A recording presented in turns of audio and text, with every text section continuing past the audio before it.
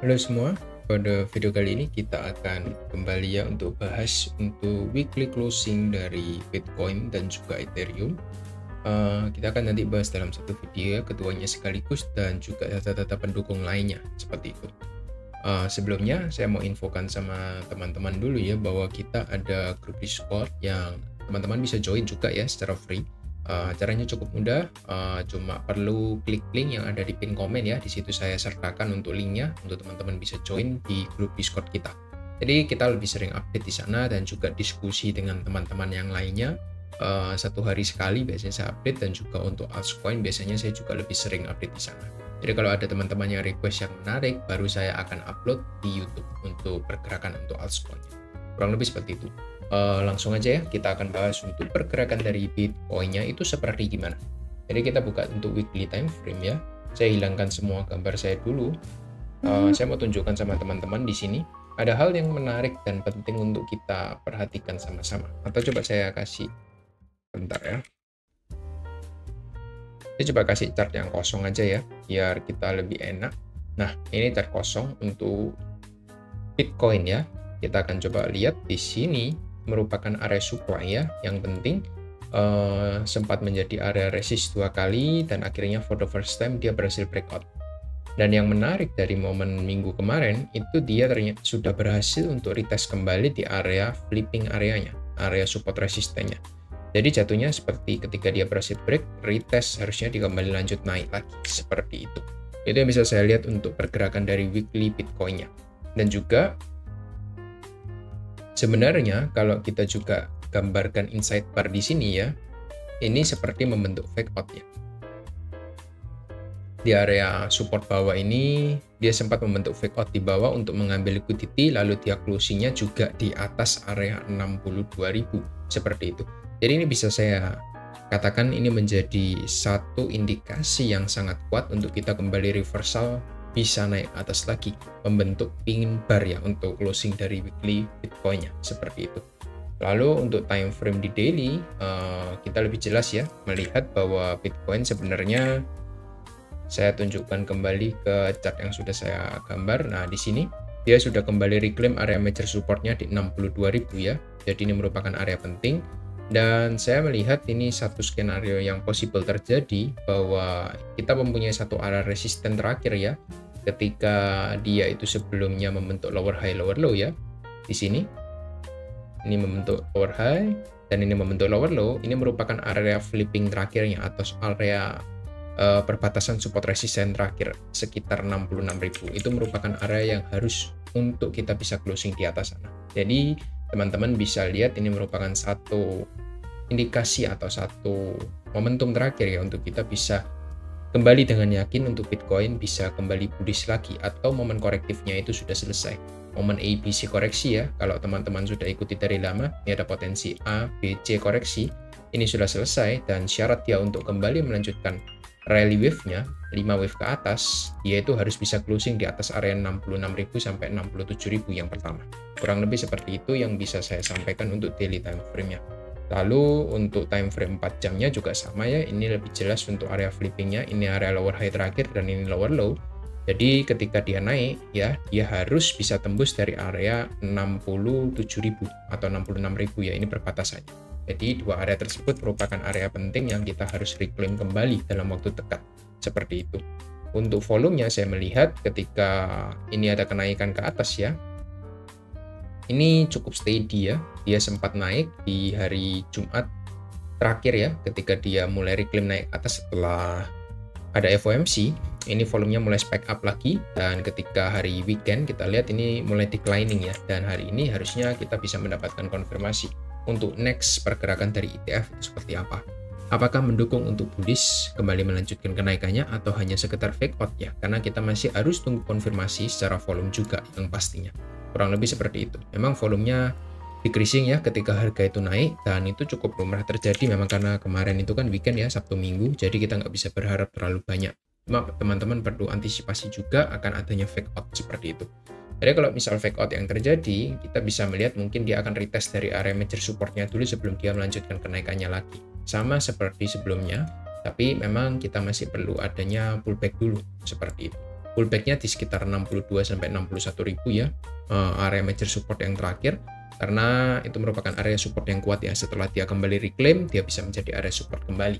Kurang lebih seperti itu ya teman-teman. Semoga bisa membantu informasi yang saya sampaikan pada update Bitcoin kali ini. Lalu kita akan coba cek dari dominance Bitcoin-nya dulu. Di dominance Bitcoin kita melihat bahwa for the first time ketika Bitcoin-nya juga kembali menanjak ya, kita lihat ini juga berhasil untuk reclaim area supportnya lagi, seperti itu untuk Bitcoin dominant. Jadi teman-teman perlu juga waspada ya, kalau misal Bitcoin itu akan melanjutkan kenaikannya ke 58% seperti yang sudah saya infokan dari lama, mungkin altcoin itu akan sedikit terkoreksi ya, karena memang secara money flow itu juga sedang dipinjam uangnya untuk bisa mempompa harga Bitcoin naik ke atas. Itu selain dari memang uang institusi yang kembali masuk di Bitcoin, seperti itu ya. Kurang lebih gambaran besarnya. Lalu dari time frame untuk Ethereum Bitcoin ini dia sedang melakukan retest di area support yang kuat. Tinggal nanti kita melihat ya, apakah nanti dia bisa impulsif kembali naik ke atasnya, ataukah dia nanti malah cenderung untuk kembali retest lagi di area support terakhirnya, seperti itu. Jadi untuk Ethereum sih masih 50-50 ya, kita masih melihat selama dia belum break dari 3280 sih, saya masih melihat ini masih merupakan satu konsolidasi saja gitu ya. Kecuali dia berhasil break dari 3280, kita melihat ini sudah selesai untuk area konsolidasi di bawah. Kurang lebih seperti itu untuk Ethereum. Nggak banyak pergerakan ya. Untuk weekly-nya dia membentuk hammer juga ya, sama seperti Bitcoin, berhasil reclaim di atas area 3000 selama 1, 2, 3, 4 minggu berturut-turut atau 1 bulan ke belakang. Jadi itu merupakan good sign juga yang kita bisa apresiasi untuk di Ethereum. Tinggal nanti follow up dari pergerakan harganya itu seperti apa, kita akan coba pantau sama-sama di beberapa video ke depan lagi. Kurang lebih itu yang bisa saya sampaikan sama teman-teman untuk pergerakan Ethereum dan Bitcoin. Lalu untuk total 3-nya ini yang lebih menarik ya. Total 3 kita melihat ini berada di area penentuan ya sebenarnya menurut saya. Kita lihat ini ada area konsolidasi ya yang terjadi lumayan lama, sekitar berapa hari ya?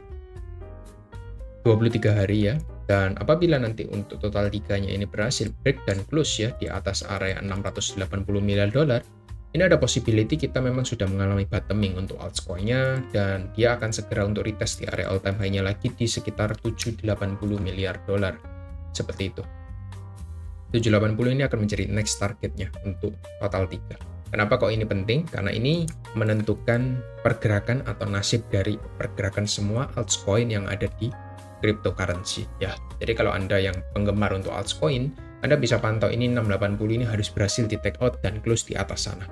Kurang lebih itu untuk yang bisa saya sampaikan ya. Untuk hari ini kita lihat untuk total 3-nya ini naik sekitar 2,37% ya. Terus Anda bisa lihat semua altcoin ini kembali menghijau ketika total 3 ini mengalami penguatan seperti itu. Jadi sebegitu memang powerfulnya untuk total 3 terhadap altcoin-nya. Ya, karena ini merupakan uang keseluruhan yang ada di altcoin. Jadi daripada Anda pantau satu-satu, menurut saya lebih baik kita pantau semua dari total 3-nya. Itu ya. Semoga bisa menjawab pertanyaan teman-teman. Lalu dari ETF flow dan juga sebentar ya. ETF flow sih kita memang belum ada berita terbaru ya, karena yang terakhir itu kan cuma hari Jumat ya. Hari Jumat itu for the first time kita lihat GTBC itu juga akumulasi ya seperti video sebelumnya. Lalu dari BlackRock juga entry ya, meskipun tidak terlalu besar, tapi yang bagus itu semua dari ETF itu mengalami akumulasi juga rata ya semuanya, terkecuali satu HODL ini, HODL ini, BTC Bitcoin B, BTCW ini yang tidak mengalami akumulasi ya, tapi dia nol juga nggak distribusi. Makanya di hari Jumat kemarin kita mendapati sekitar 378 miliar dolar itu ada inflow ke market seperti itu. Ya ini merupakan satu good sign. Nanti kita lihat apakah hari Senin itu bisa di follow up dengan kenaikan yang serupa seperti hari Jumat kemarin, ataukah kita akan melihat GTBC kembali melakukan distribusi lagi, ya kita nggak tahu. Kita tunggu nanti konfirmasinya di pergerakan nanti malam dan juga di besok pagi ya untuk datanya. Seperti itu. Lalu dari liquidation heatmap-nya saya akan coba cek ya dari 1 minggu aja biar kita dapat gambaran yang lebih jelas. Untuk heatmap-nya Ini area short sell-nya sudah di squeeze semua ya, sudah kena hit semua di sekitar 65 sampai 66 ya. Sudah saya infokan ini lumayan gendut untuk areanya, jadi sudah mulai disapu semua untuk sell short liquidity-nya. Memang exchange itu akan menjemput area-area yang mana ada order yang sangat gendut di sana. Jadi ketika ada banyak orang pasang stop loss di sana, biasanya itu akan dijemput dulu gitu. Harusnya ketika nanti market itu kembali ya melanjutkan rally-nya, ini juga bisa membantu ketika ini sudah selesai, di squeeze semua untuk pergerakannya. Kalau saya coba mundurkan ke 1 bulan, kita lebih panjang lagi untuk time frame view-nya, ini harusnya di atas ini ada lebih besar lagi untuk liquidity-nya. Ya, kita bisa lihat ini ada area yang sangat besar di 71.000 dan juga di area swing high yang terakhir di 67.000. Ini kan juga sejalan ya, 71 sama 67 ini kalau kita buka di chart, Anda teman-teman bisa cek ya, 67 ini ada di area yang sudah saya infokan, area flipping yang di atas ini. Lalu area 71, kenapa kok orang banyak menaruh stop loss di sana? Karena ini juga merupakan area supply juga. Di sini merupakan area supply yang cukup kuat. Jadi banyak area order yang ditaruh di sini stop loss, di sini juga ada banyak juga. Jadi ketika harga itu naik, lalu dia retest, harusnya dia nanti bisa menjemput area yang ada di sekitar 71.000. Kurang lebih seperti itu yang bisa saya sampaikan untuk pergerakan terbaru di hari Senin ini. Kurang lebih seperti itu ya. Untuk heat map-nya juga sudah sejalan, ada order yang sangat gendut ya. Dibandingkan kita lihat untuk buy side liquidity-nya yang di bawah, ini kecil-kecil ini, nggak sampai kuning ya. Yang di atas 71 ini kuning semua, ini sekitar berapa juta dolar ini. Berapa triliun dolar ya, bahkan ya, 900 juta. Kita lihat ini juga sempat ada sekitar 1 triliun kalau nggak salah ya, 1,15 triliun. Jadi harusnya lumayan besar untuk likuidasinya. Area likuidasi di atas ini lumayan besar harusnya. Dan nanti ini bisa menjadi area target juga. Ketika area ini ditembus, harusnya semua order yang sebelumnya sell itu akan membantu untuk menaikkan harga menjadi buy, bisa naik lagi ke all time high. Seperti itu pergerakannya. Ya, jadi teman-teman bisa jadikan ini sebagai salah satu informasi juga buat yang masih menunggu kalau bisa turun lagi atau enggak, ataukah kita harus membeli sekarang. Teman-teman bisa coba simpulkan sendiri, saya nggak mau memberikan jawabannya. Berdasarkan data yang sudah saya berikan tadi, ada banyak data, teman-teman bisa simpulkan sendiri apakah saya memang sudah bisa untuk entry sekarang, ataukah kita masih harus menunggu untuk koreksi lebih lagi. Teman-teman bisa putuskan sendiri, do your own research, seperti itu. Kurang lebih seperti itu aja. Thank you semua yang sudah tonton video ini sampai habis. See you on next video. Bye-bye.